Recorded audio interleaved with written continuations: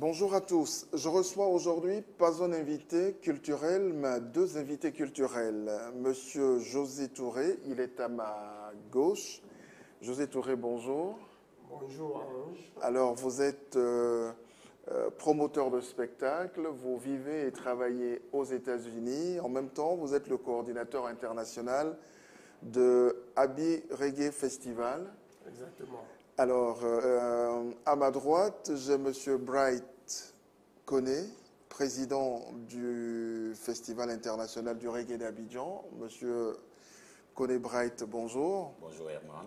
Vous êtes également le président de la radio FM Zion FM, la radio du savoir.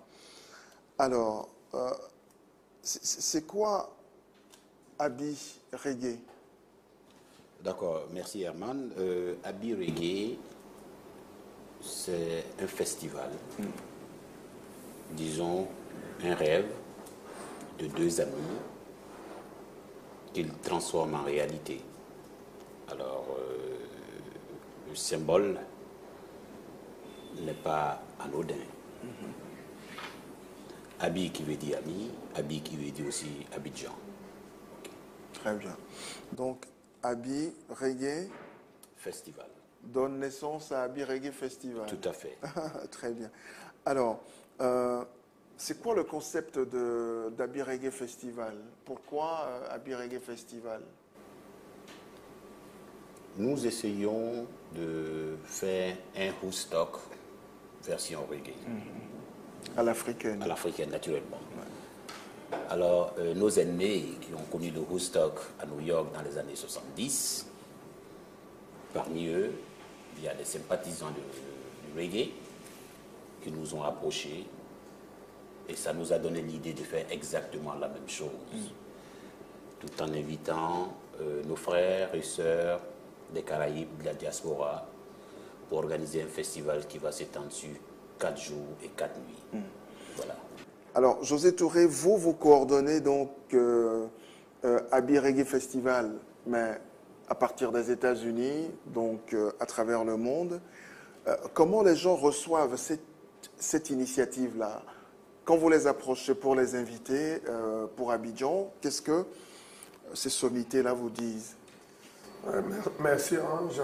Tout d'abord, je tiens à remercier là notre président d'honneur, M. Dosso Moussa, et aussi M. Brad Koné, le président, qui a eu confiance en moi, me nommer comme le coordinateur international de ce festival. Et en même temps, il dit que vous êtes incontournable. Hein. Ok, merci pour ça, Bright. Ouais. Et pour vous dire que l'Afrique, c'est le reggae.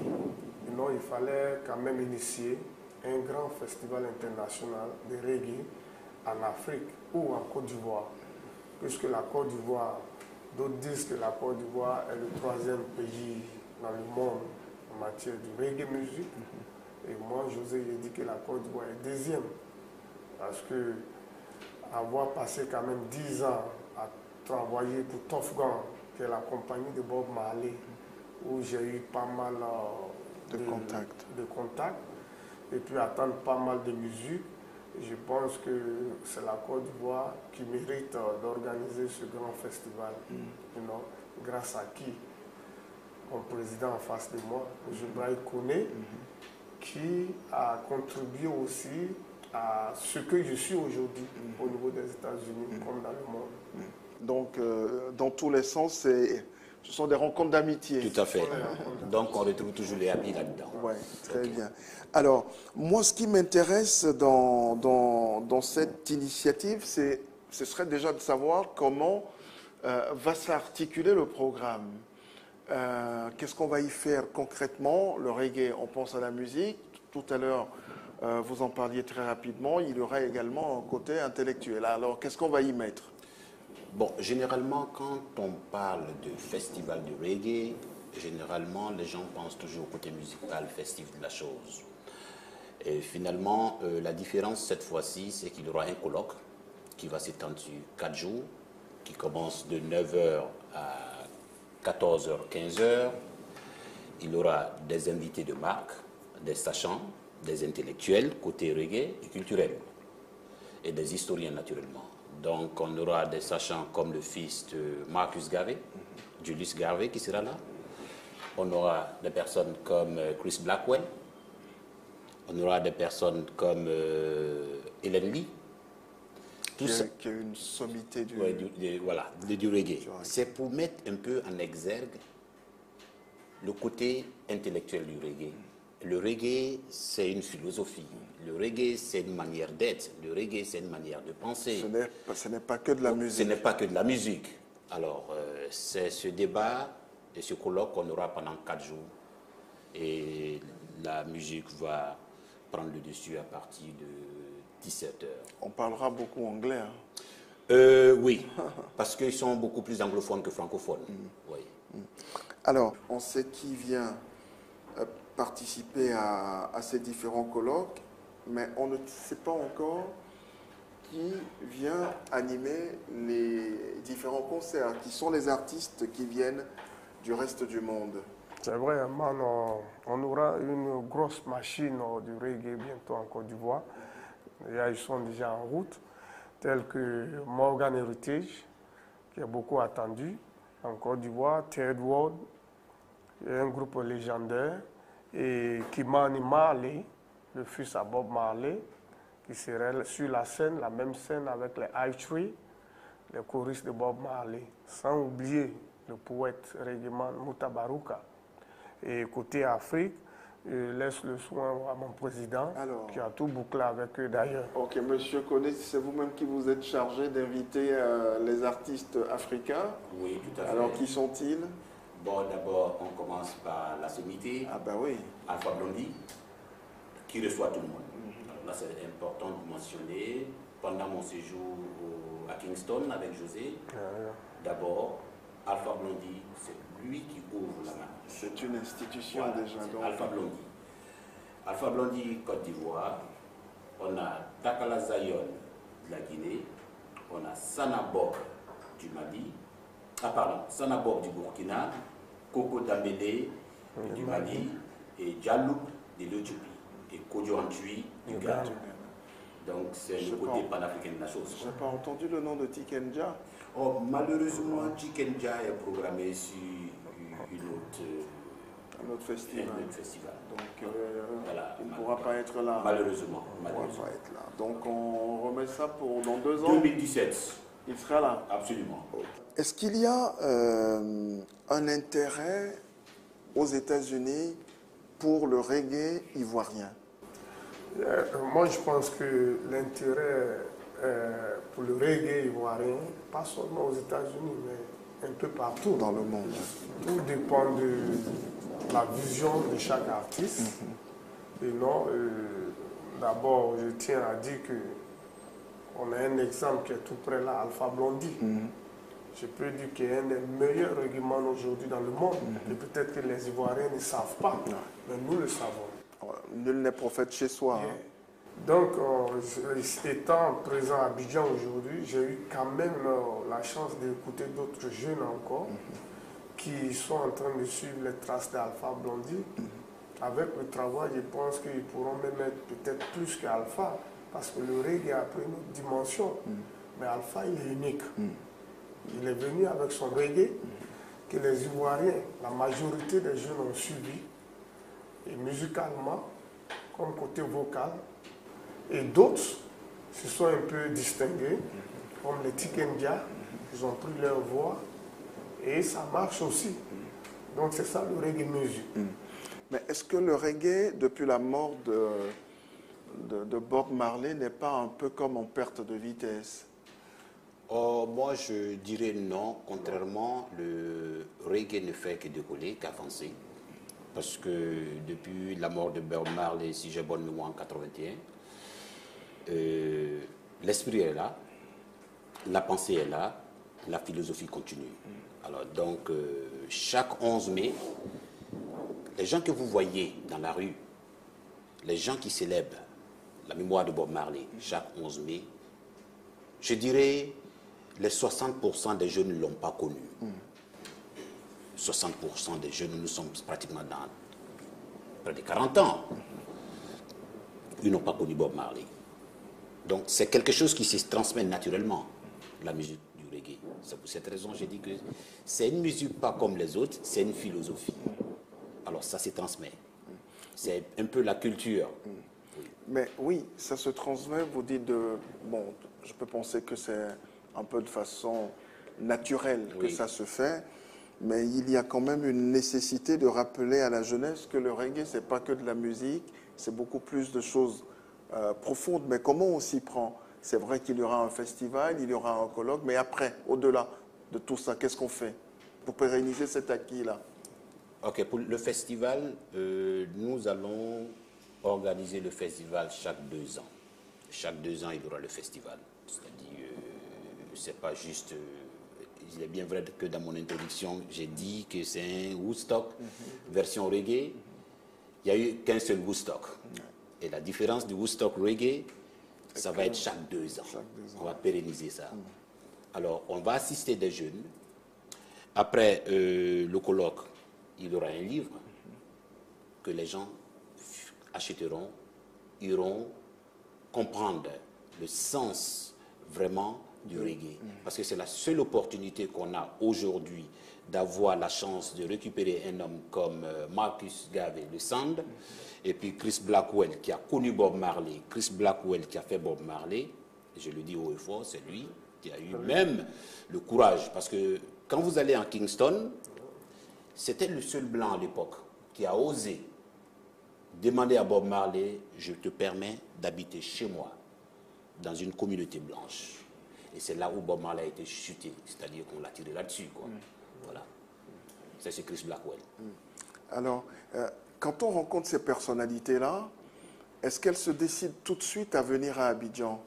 Est-ce que c'est pas quand même... Oui. Ils n'ont pas été difficiles. Est-ce qu'elles n'ont pas été difficiles à la convaincre?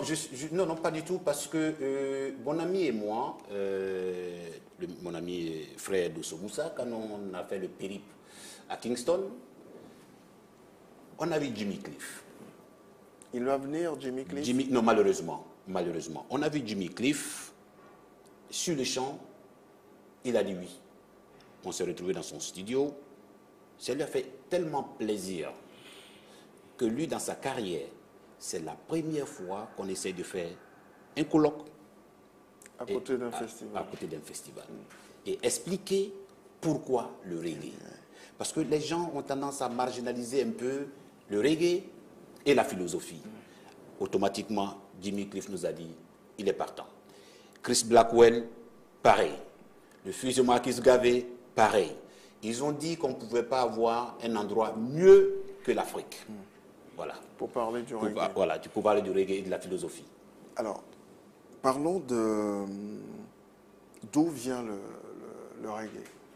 C'est une musique, un peu comme le blues, un peu comme le jazz, qui a une âme noire, qui porte l'âme noire, mais qui s'est développée en dehors de l'Afrique. Le rayonnement du reggae, est-ce que aujourd'hui vous avez l'impression qu'il est aussi important qu'il devrait être?